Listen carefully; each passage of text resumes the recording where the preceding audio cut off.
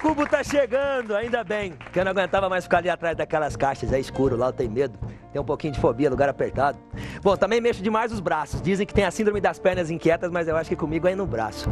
E eu não sei se isso é só uma mania de mexer, se é um comportamento ou se é um transtorno. Aí é só pesquisar, né? Pega o celular lá, fico pesquisando se é doença ou não, Dr. Google. Mas ficar no celular demais também é um transtorno, tem até nome, nomofobia. Ih, caraca, quanta doença, né? Deixa a gente até estressado. O estresse é outra doença. Aí a gente vai juntando tudo, vai perguntando, vai ficando aflito e vira deprê, e depressão é outra doença. Ah não, chega. Me ajuda aí, galera. Vambora falar dessas que são as doenças modernas. Você tem alguma dessas síndromes? Alguma fobia? Algum toque? Será que é toque ou uma mania? Qual é a diferença entre um e outro? Até onde você pode chamar de mania e quando isso pode ser realmente chamado passar a ser chamado de transtorno, de doença? É sobre isso que a gente vai falar no programa de hoje. Doenças modernas no Ao Cubo, que promete curar a desinformação sobre este assunto. Vambora? Vamos começar? Vambora, galera? Simbora!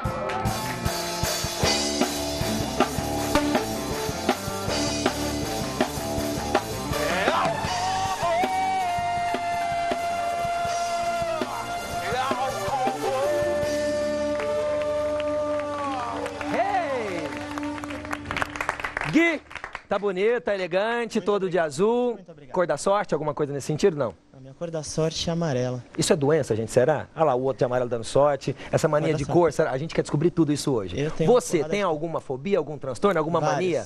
Várias. Então vai embora, né, gente? A pessoa tá doente, né? Precisa de tratamento. Eu tem sou vários. problemático, eu tenho vários. Entendi. Por isso que essa é Acho que eu nossa tenho colega. todos. Por que você trabalha na televisão, fala a verdade. Acho que eu tenho todos. Depois tem uns profissionais aqui pra te tratar, tá? Ótimo. Coitados aí, ó. Já tem paciente, tá bom? Depois a gente troca telefone. Pra tudo. Que foi o VT? Como foi o VT que você buscou pra poder introduzir o nosso programa hoje? Esse monte de doenças modernas que surgiram, eu fui ouvir dos jovens, porque eles são os principais prejudicados com elas. Por que eles são tão afetados com as doenças modernas? Eu fui pra rua pra saber.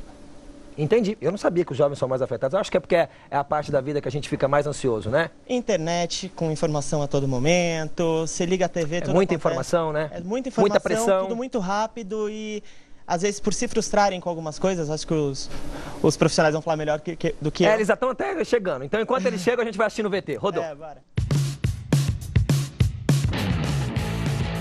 Bulimia, hipocondria, depressão, estresse, entre outras doenças ligadas ao setor emocional, são as principais vilãs dos jovens quando nós tratamos esse momento que estamos vivendo. E você, já sofreu de algum desses males da vida moderna?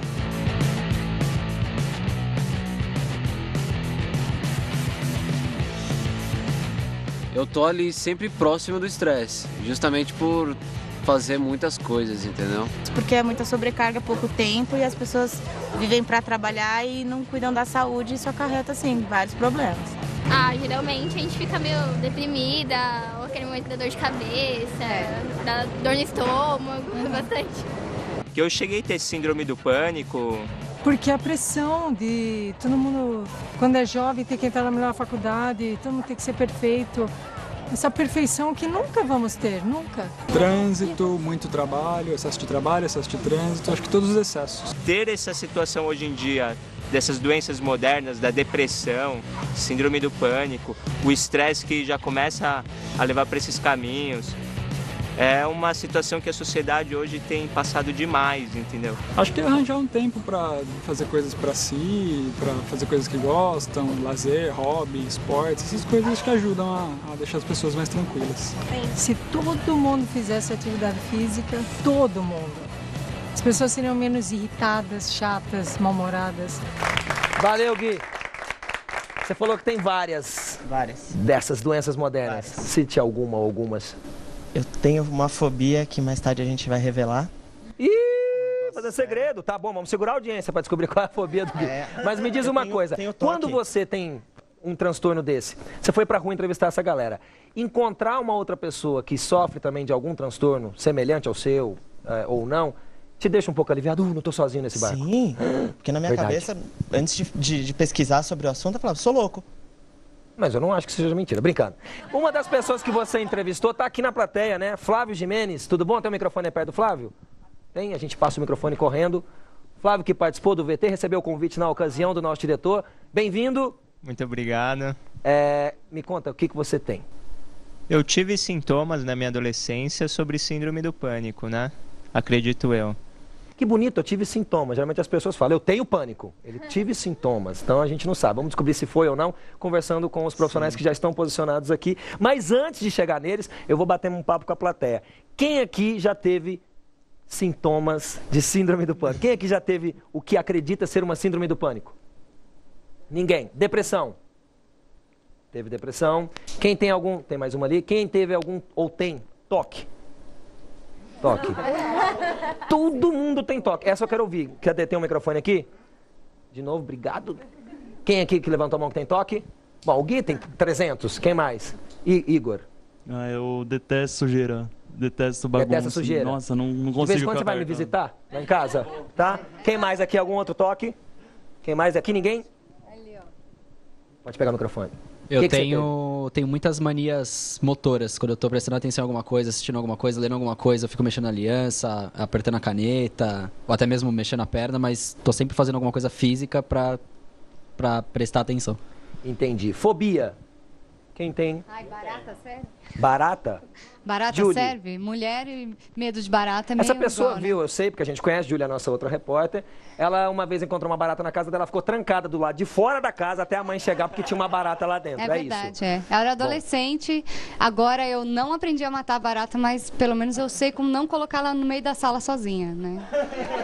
Perfeito. Longe de mim. E agora, então, já começo conversando com os nossos convidados, usando o gancho das respostas, aqui, Suzy, das respostas deles, para a gente poder introduzir já o debate.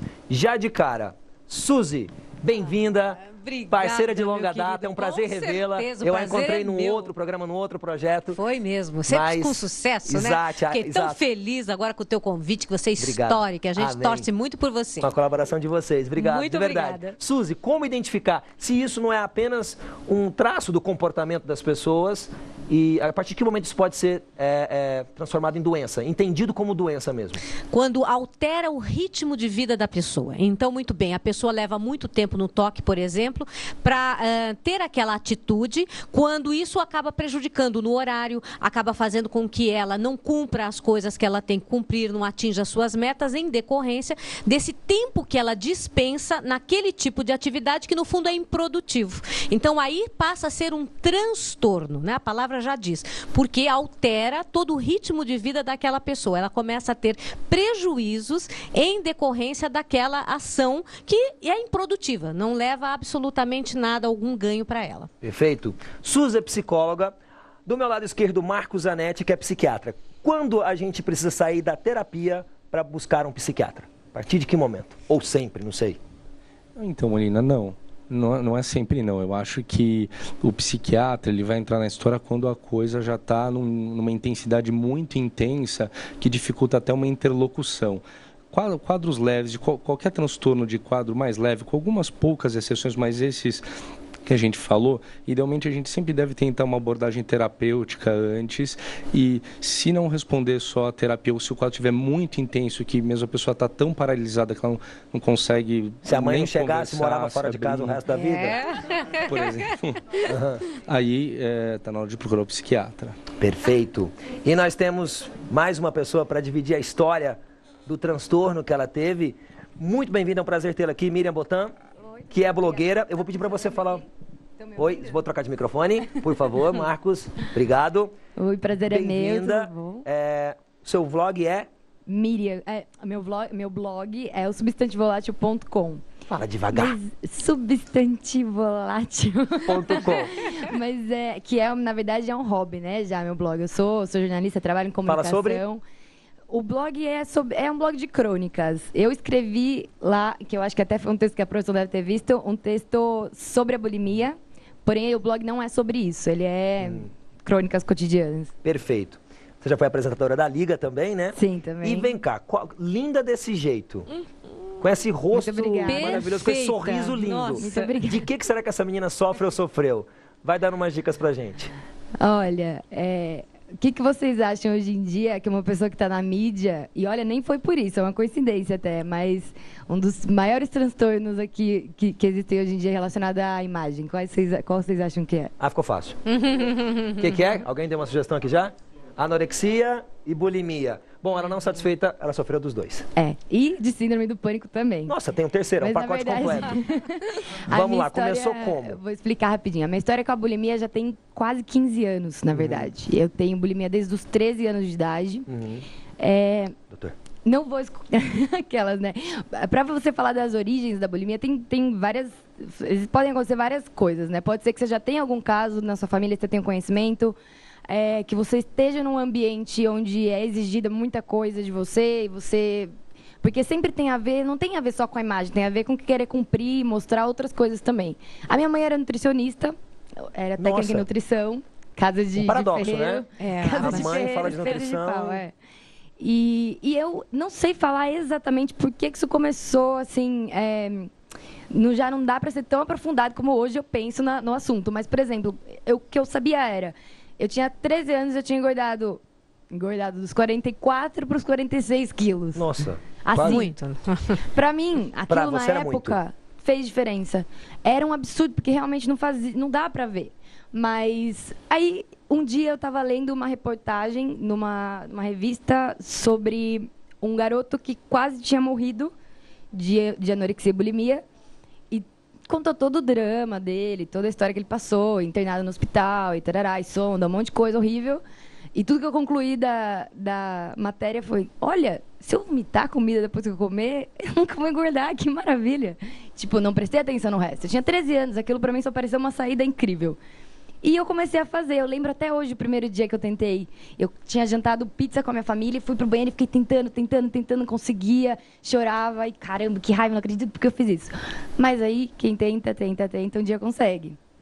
Quer completar, Suzy? Só da parte psicológica, o que a gente observa é que tem esse quadro de muita exigência consigo mesmo, né? Então, a pessoa que passa por esse tipo de transtorno alimentar, ela se autoexige, ela se cobra, mesmo que o externo não faça isso, ou seja, os parentes, os amigos, até a profissão dela, ela se cobra o tempo inteiro estar dentro dos padrões que ela criou, não é? Então, aí a gente tem que fazer todo um trabalho com relação à autoestima, com relação também a outras metas, outros objetivos, para que ela consiga perceber as qualidades que ela tem, não simplesmente no físico, né? Ela perceba que as qualidades que ela possui em termos de caráter, condutas, habilidades potenciais, darão a ela o prazer, o valor que ela tanto busca. Porque nesse quadro todo de transtorno, o que a pessoa busca é ser amada. Amada, não é? Não só como homem e mulher, nós, né? Exatamente. Só que aí fica uma busca obsessiva, a ponto de gerar todo esse tipo de transtorno, onde a pessoa não percebe que o prejuízo que ela está gerando, não só organicamente, mas também psicicamente, é enorme. E muitas vezes, esse prejuízo orgânico se torna irreversível. Quando a minha mãe descobriu, ela ficou desesperada, a gente voltando a falar. Eu tinha 14. Ela me perguntou se eu estava bebendo porque eu estava vomitando. Eu falei, não, eu estou vomitando comida. E ela falou, por quê? Não sei o quê. E eu não sabia o que falar, eu não queria falar para ela. E o que aconteceu com a minha mãe que ela errou na época foi que ela, em vez dela respeitar me respeitar o que estava acontecendo comigo, como qualquer mãe desesperada de uma adolescente descobre, sempre acontece, é o mesmo processo, ela começou a trancar a comida, ela começou a parar de me dar dinheiro, porque qualquer dinheiro na minha mão virava comida, trancar o banheiro. E isso faz com que você se sinta muito pior, com mais raiva dos seus pais, com raiva da situação. Especialmente nessa idade, né? 14 anos. E você vai conseguir fazer em qualquer outro lugar. Você vai, passa na padaria, compra alguma coisa e vomita no banheiro de qualquer lugar que você vai. Então, não adianta. Suzy, por isso é que é importante o acompanhamento parental, para que saiba como agir, porque na ânsia de querer corrigir a situação, porque a mãe, um pai, quer ter sob controle a saúde do filho, que isso é natural, eles se sentem responsáveis. E muitas vezes, nesse ato de controlar, a pessoa se sente mais pressionada, porque ela já se pressiona automaticamente, e aí o meio tenta fazer esse controle, acaba virando essa situação de uma compulsão cada vez pior.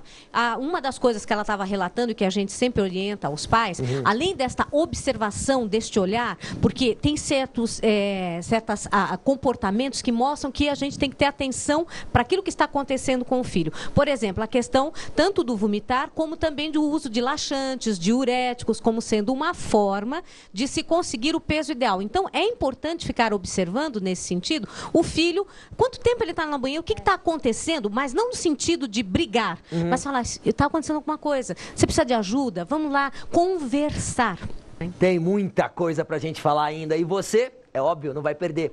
Depressão e síndrome do pânico. Quer encontrar o caminho da cura? A gente vai debater no nosso próximo bloco. E falando em medicamentos, nós temos hoje um VT também de um laboratório farmacêutico que a Julie foi. Não perde, hein? Até já.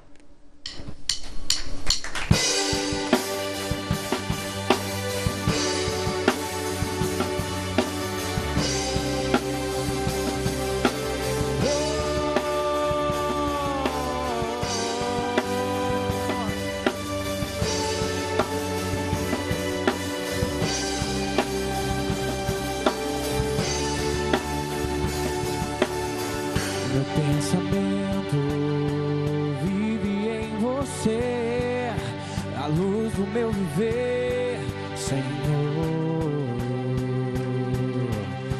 Basta entrar e eu me abri pra te amar, nem precisa perguntar, te amo.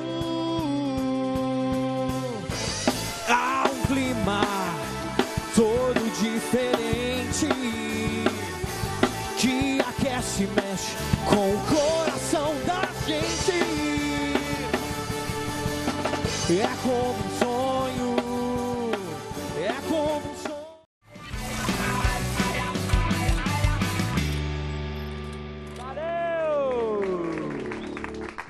Voltemos com o Ao Cubo. Quero mandar um beijo lá pra minha terra, pra minha cidade, Goiânia. Alô, meu povo, os meus amigos, meus parentes, papai e mamãe. Um beijo grande pra minhas tias, tia Nelly, tia Solange e tia Ivete. Obrigado pela audiência. Parece o programa da Xuxa, né? Mandando um beijo pra família. Beijo. Vamos falar de síndrome do pânico agora. Eu com esse sorriso todo falando de síndrome do pânico.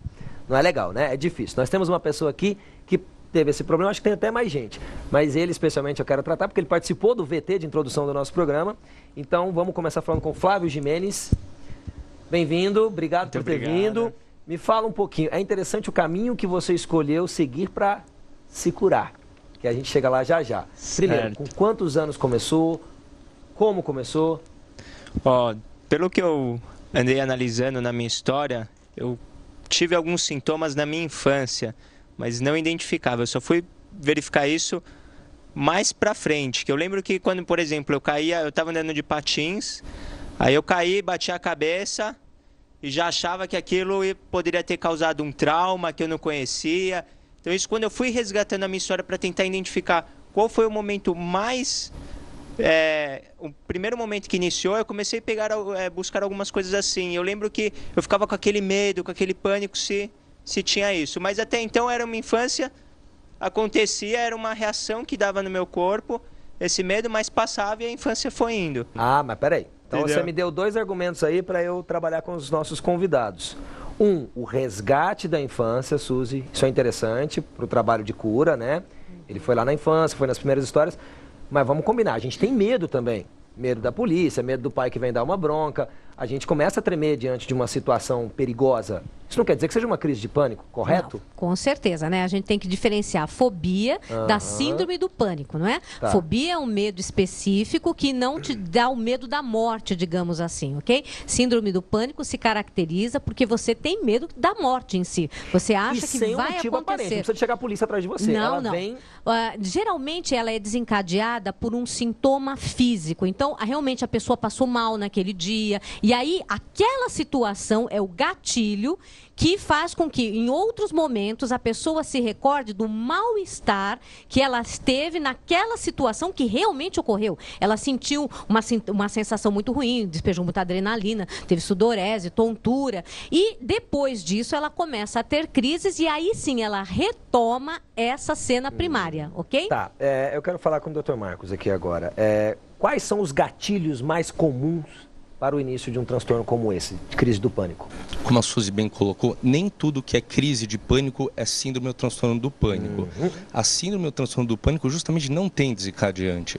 É muito comum, por exemplo, uma pessoa vir procurar a gente por crise de pânico e você vai ver, a pessoa está tendo crise de pânico só em situações de exposição social. Ela, na verdade, tem uma fobia social que é tão intensa que ela leva a ter uma crise de pânico naquela situação.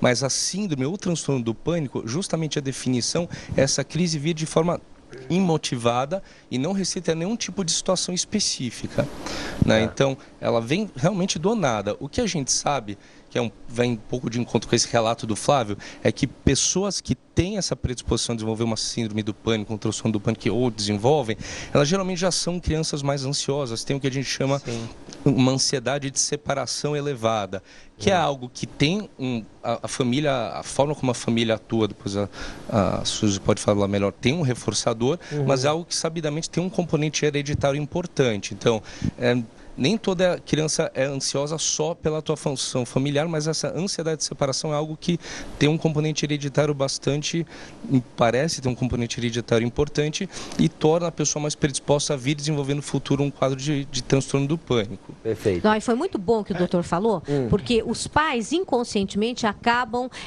fortalecendo, né, na criança, né, principalmente na criança que a gente vê que começa lá atrás, essa questão do medo de se separar da criança e algo de ruim acontecer com ela. E eles passam isso para a criança o tempo inteiro assim, olha, cuidado, olha o que você vai fazer. Quer dizer, existe um cuidado normal que todos nós que somos responsáveis por uma criança devemos ter. Só que esses pais acabam tendo excesso. Via de regra é a mãe. A mãe acaba sendo super protetora e para esta criança que já tem ansiedade de separação, aquilo intensifica a certeza que ela tem que se ela não estiver sob todos os cuidados, alguma coisa de muito ruim acontecerá com ela. Por isso que a gente estimula, né, a mãe ir soltando gradativamente, compatível evidentemente à idade que a criança tem, a maturidade, a que ela saia, vá até, por exemplo, até a esquina, você entendeu? Lógico que com uma supervisão, mas vamos fazendo assim, gradativamente você vai se afastando da criança, fazendo com que ela perceba que ela tem autonomia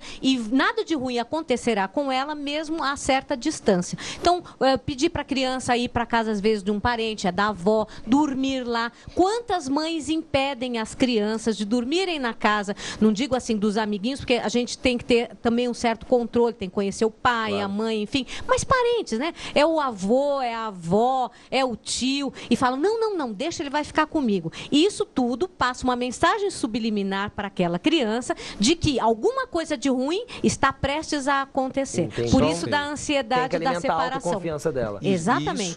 Isso que a Suzy falou é muito importante para a criança, o jovem, no seu desenvolvimento, desenvolver o que a gente chama de capacidade de resiliência. Exato. Que é justamente a capacidade de lidar e tolerar sentimentos negativos.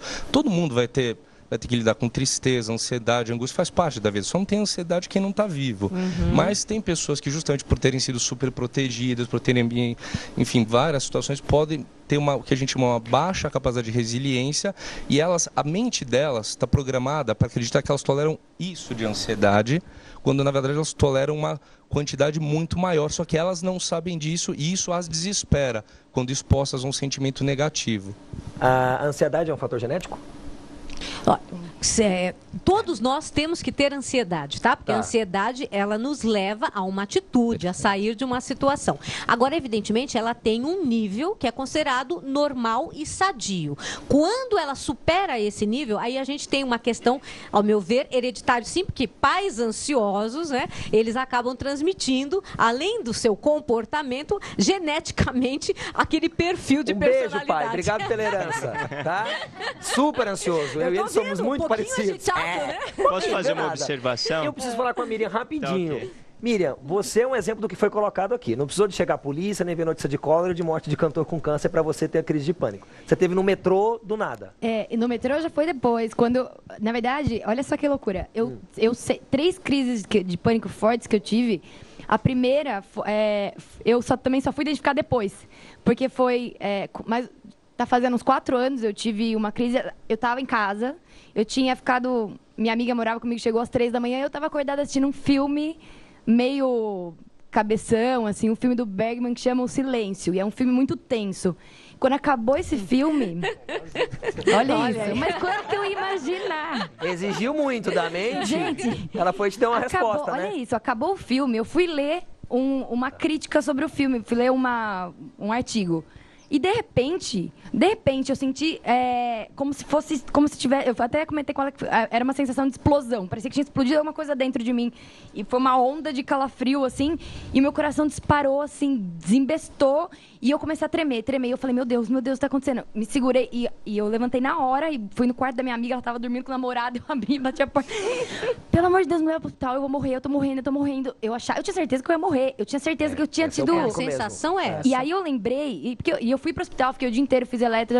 Muito tempo depois, eu lembrei de uma situação que aconteceu uns anos antes, uns 5 anos antes. Você foi pro hospital e você foi atendida. Em algum momento, algum enfermeiro, algum médico pediu para você procurar uma psicóloga, entendeu que aqueles eram sintomas de síndrome do pânico? Não, eu vou até contar essas 3 situações rapidinho, porque tem isso. Nessa vez, que foi a primeira que eu imaginei mesmo, que pra mim ficou óbvio que era uma crise, que eu já sabia que era crise de pânico, o médico deu risada da minha cara. Isso foi num hospital público aqui de São Paulo. Frescura, que muitos pais ele fez uma coisa assim, minha filha, você não tem nada. Porque eu perguntava, você tem certeza? Porque eu tô sentindo, você tem certeza que tá tudo certo com o elétrico? Como pode ser? E ele falou, minha filha, seu problema é outro. Assim, ele me respondeu. E aí eu lembrei de uma outra ocasião que teve antes, que eu tava assistindo um filme, aquele filme do Mel Gibson, dos maias lá, dos incas, não sei o que é, que tem sacrifício, arranca o coração do cara. Eu tava assistindo esse filme, eu, meu namorado e minha sogra.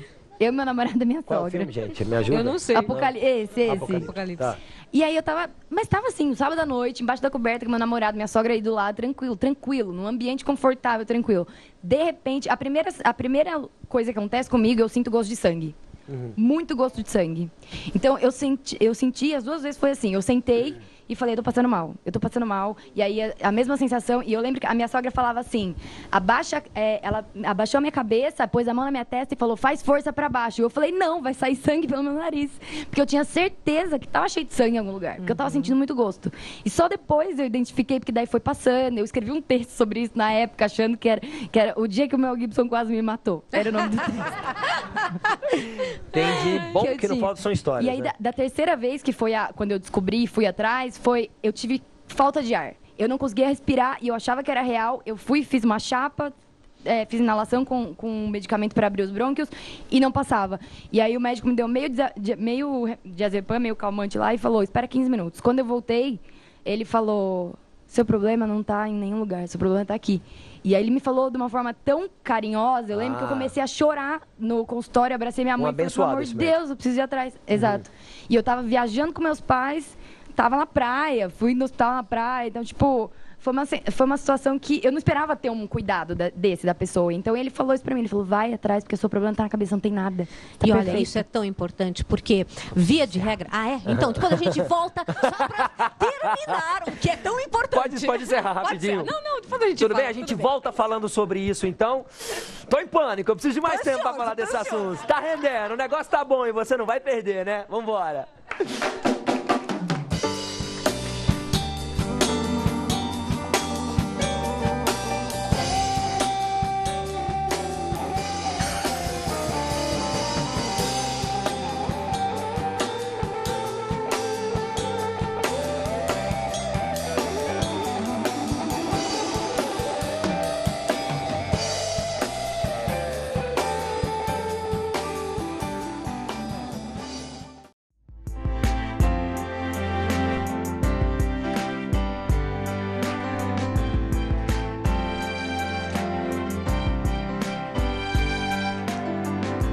Disseste que nunca me deixaria.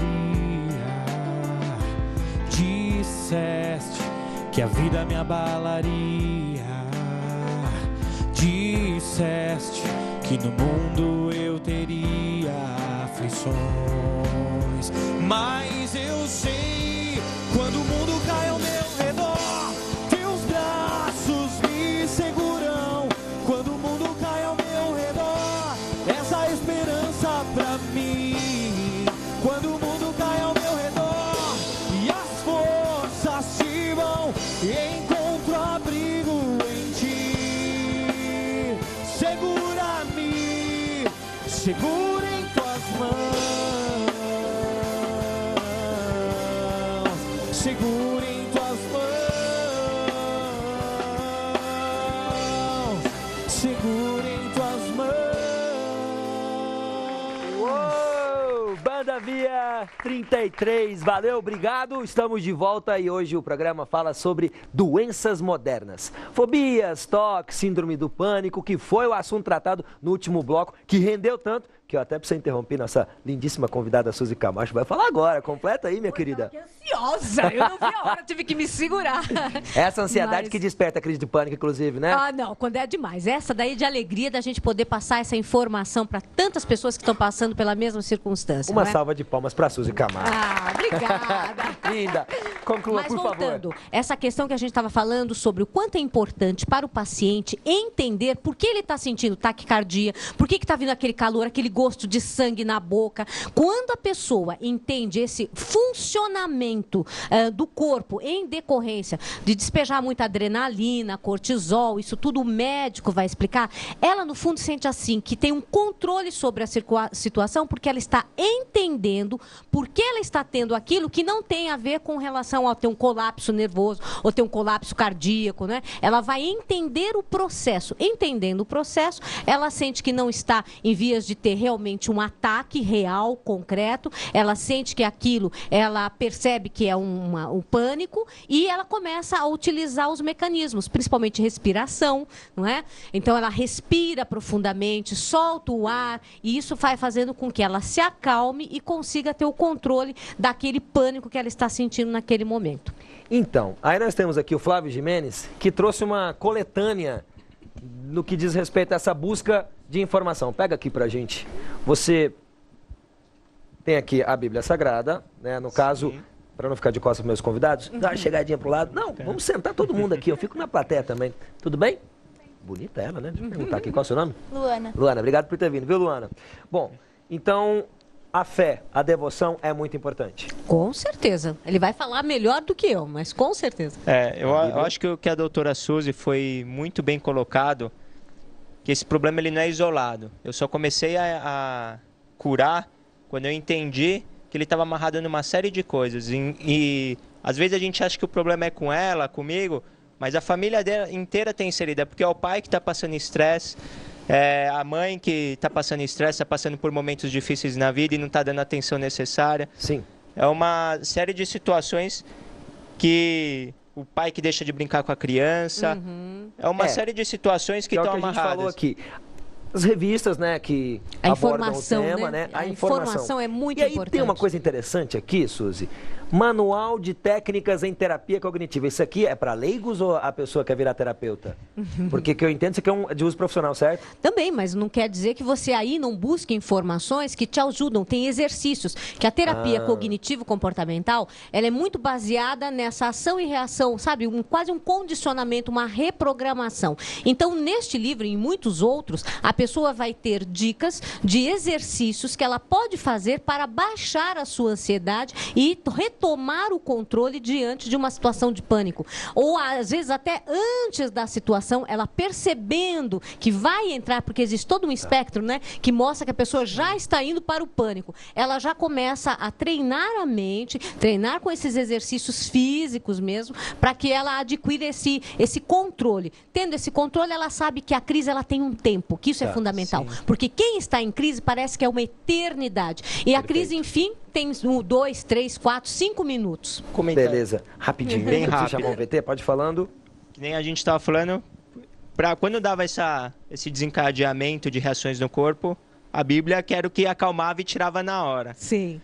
Para um equilíbrio de pensamento, de começar a pensar um pouco melhor, entender a reação no corpo, utilizei esse. E para entender os fatores que estão ligados a estilo de vida, modo de vida, tanto a minha formação, que é como educador físico, e algumas revistas como essas me ajudaram bastante. Com então, certeza. Obrigado, Flávio. Valeu, obrigado. Agora nós vamos falar de remédios, não especificamente para esses transtornos. Exatamente. Nossa querida Júlia, como comumente nós temos aqui no Ao Cubo, reportagens diversas, né? Então, o Ao Cubo funciona como um grande informativo de um tema específico, mas como uma revista eletrônica quando a gente fala das nossas matérias, né? A curiosidade de hoje, então, é de um laboratório farmacêutico. A gente foi ver mas dentro mesmo de um laboratório farmacêutico. Que legal. A gente viu os remédios sendo feitos, inclusive... Você deu prejuízo lá que eu tô sabendo. Quer ver? Vamos assistir. Vamos lá. Vamos ver. antitérmico, analgésico, anti-inflamatório, relaxante muscular, antibiótico. Nossa, a indústria farmacêutica evoluiu tanto nas últimas décadas que hoje já existe um remédio para quase todo tipo de problema, desde dores mais simples do dia a dia até doenças graves como o câncer. Mas como será que todos esses medicamentos são produzidos, embalados e distribuídos? O programa Cubo foi até um laboratório farmacêutico e mostra tudo agora para você. Foi entre os anos de 1900 e 1930 que importantes medicamentos que usamos até hoje foram descobertos, como a insulina, a penicilina e algumas vacinas. Desde então, os laboratórios farmacêuticos cresceram e evoluíram muito. Para conhecer um pouco mais desse universo da cura, fomos visitar a fábrica da Pfizer, uma das maiores do Brasil e presente em 150 países.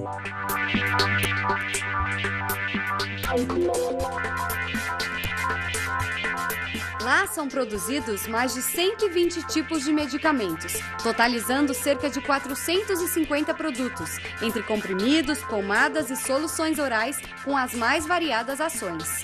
Mas antes de chegar à fabricação, o medicamento precisa ser desenvolvido, o que significa anos de pesquisa e estudo.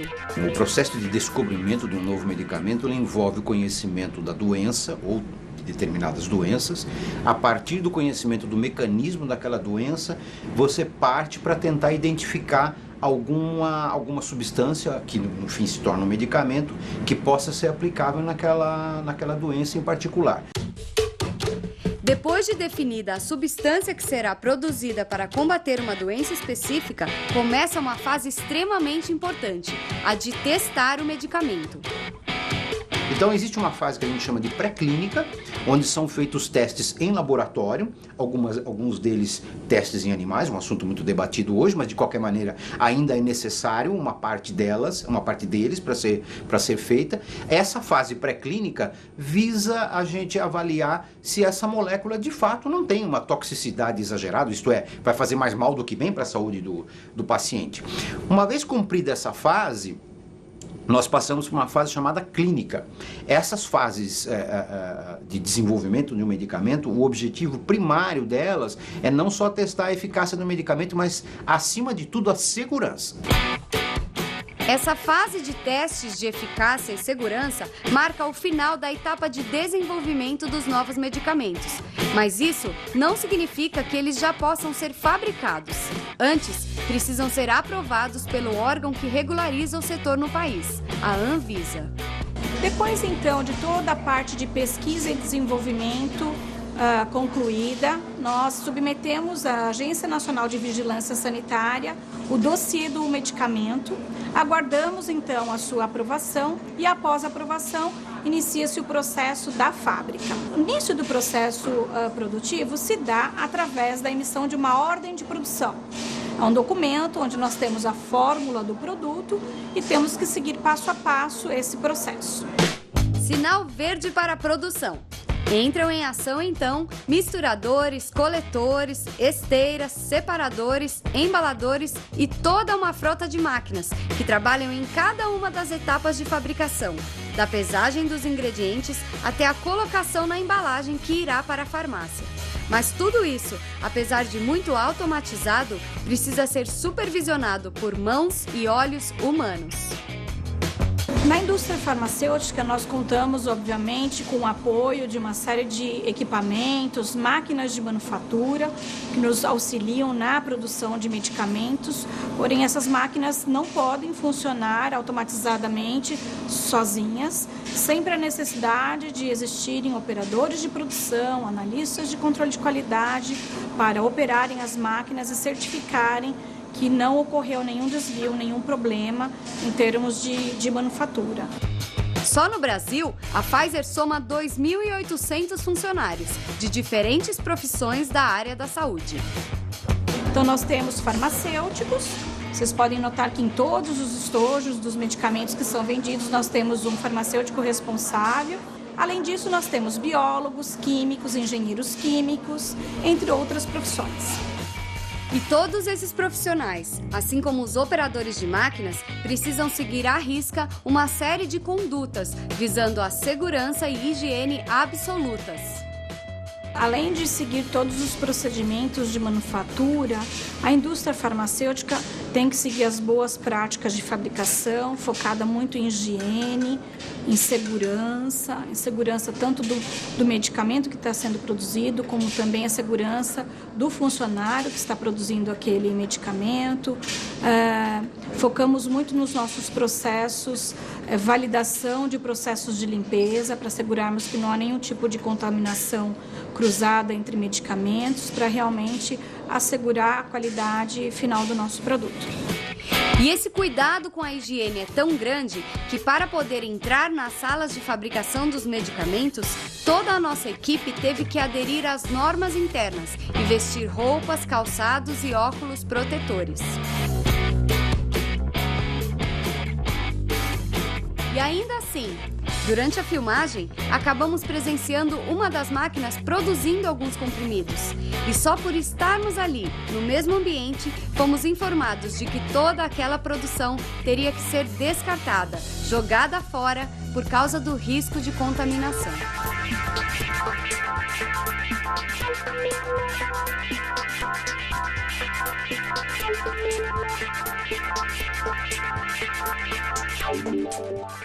Tudo isso para assegurar que cada um dos medicamentos fabricados tenha qualidade total e seja eficaz no seu objetivo principal: combater uma doença. Eu, particularmente, acho muito gratificante poder trabalhar com medicamentos, poder realmente promover a melhor qualidade de vida para as pessoas, né, focando em realmente superar as expectativas dos nossos pacientes.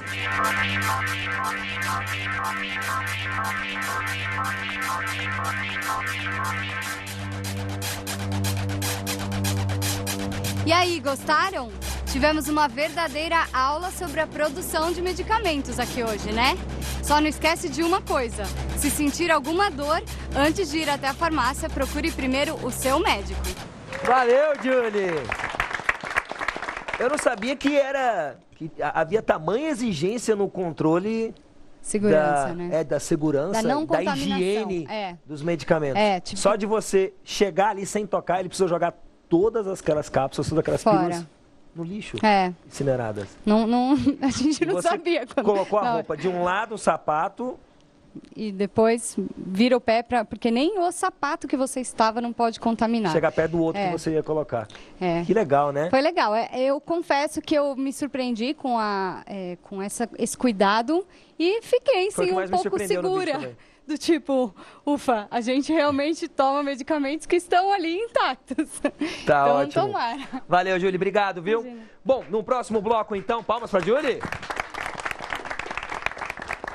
No próximo bloco, a gente vai passar um pouquinho por depressão, um pouquinho por toques e fobias. Tá faltando tempo. Queria ter falado agora da deprê, mas não fique deprê, que a gente fala no próximo. Que besta essa piada, não fique deprê. Foi péssimo. Tchau, até já.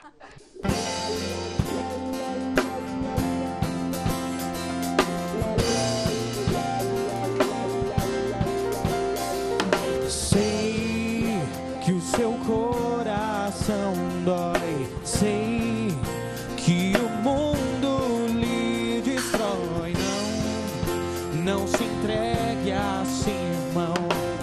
Vale a pena viver, nova vida viver. Vem, deixe tudo para trás. Sim, nova vida você vai ganhar. Sim, a Jesus se entregar. Vale a pena tentar. Vem experimentar o amor que Deus em mim está também em você. Está vivo em nós,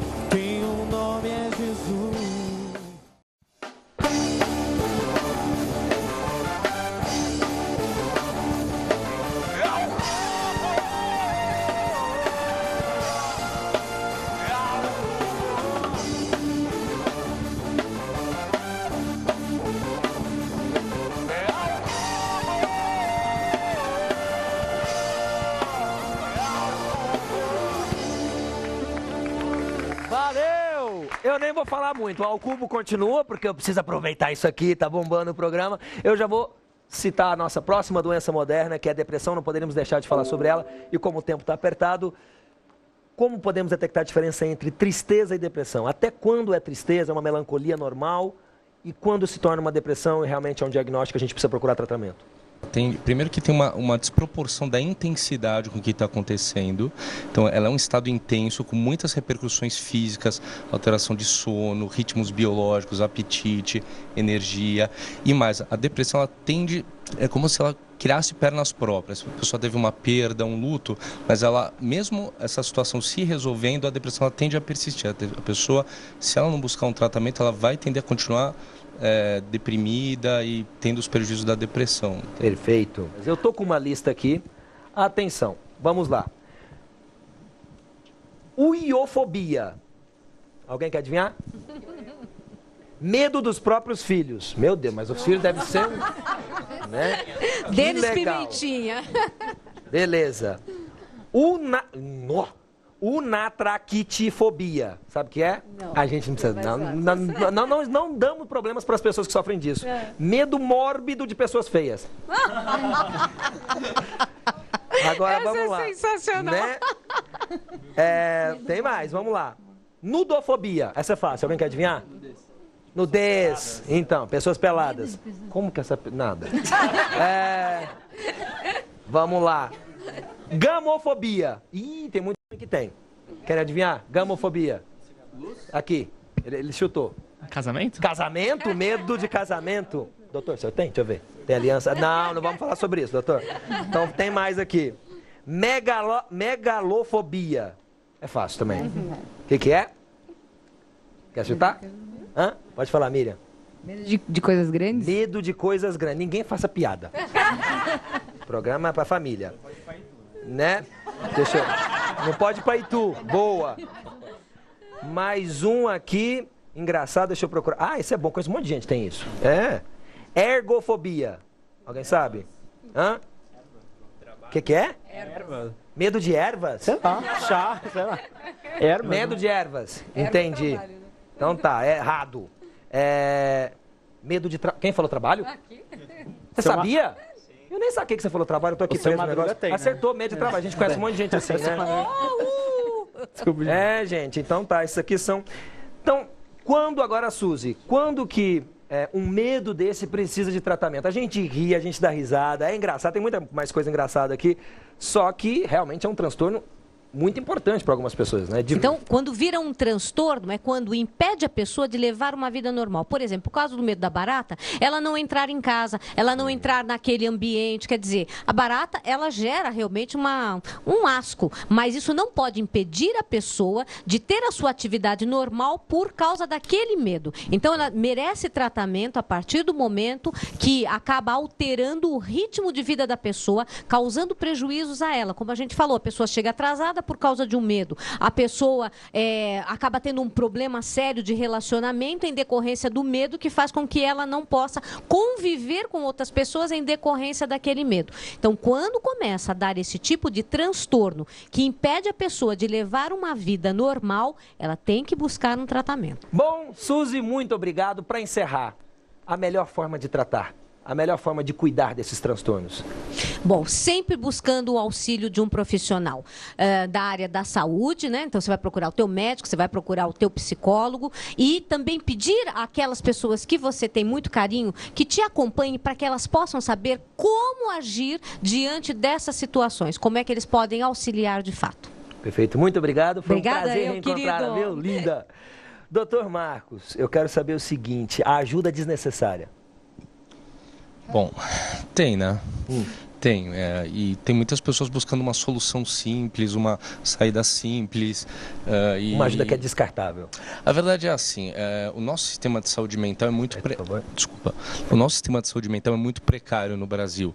E as poucas unidades que existem, principalmente as públicas, mas a de saúde suplementar de convênios também, estão absolutamente sobrecarregadas. Você tem consultas a cada 5, 10 minutos, quer dizer, é inviável. Você não consegue avaliar adequadamente uma pessoa, um psicólogo, um psiquiatra, não consegue avaliar, na minha opinião, adequadamente uma pessoa. Uma primeira avaliação em menos de pelo menos 40 minutos, 1 hora.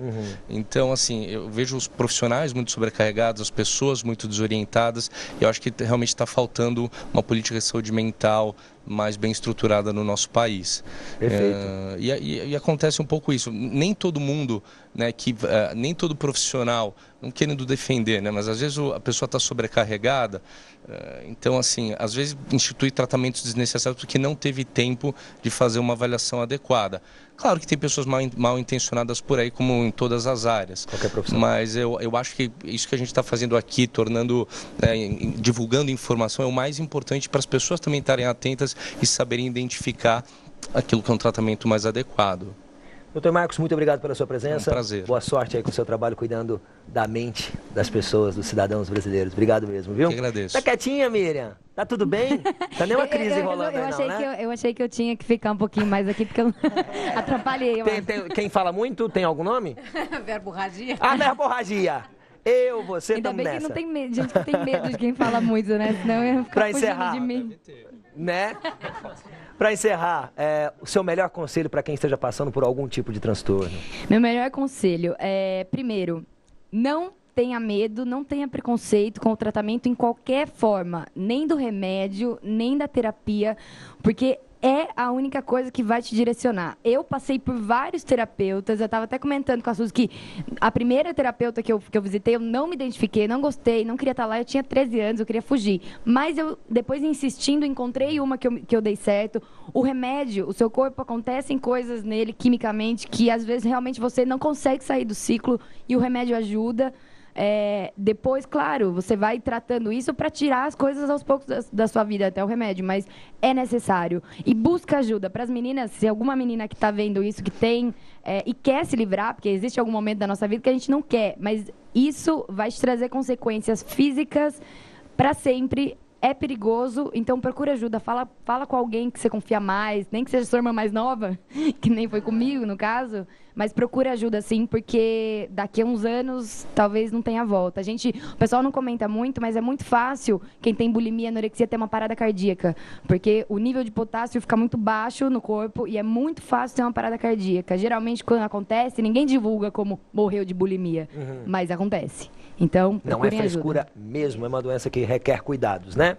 Para falar, obrigado pela presença, sua linda, sucesso, foi um prazer, viu? Obrigada, gostei muito. Agradeço, mais ajuda na social media, Rafa, nós temos aí ajudas online, rapidamente. Eu queria aproveitar, até a gente estava conversando nos bastidores, que comentou que quem tem esse tipo de transtorno normalmente não fala para a família, não se abre para a família.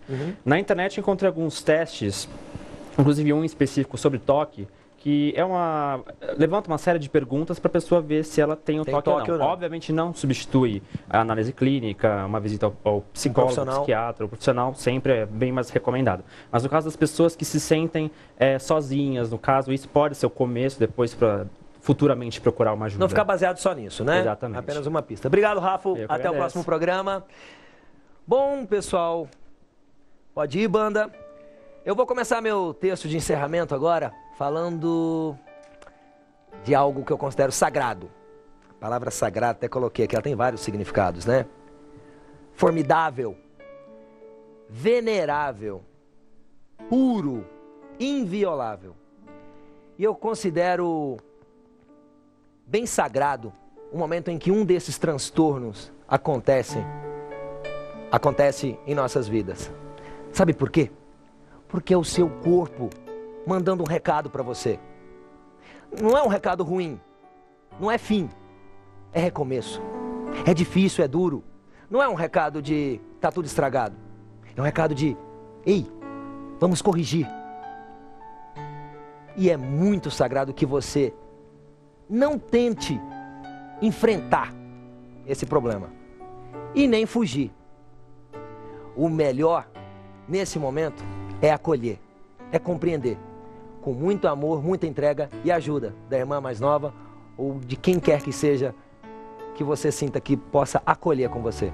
Então, se compreenda mais, se entenda melhor, acolha e vamos em frente. Um beijo, até o próximo Ao Cubo. Obrigado, tchau.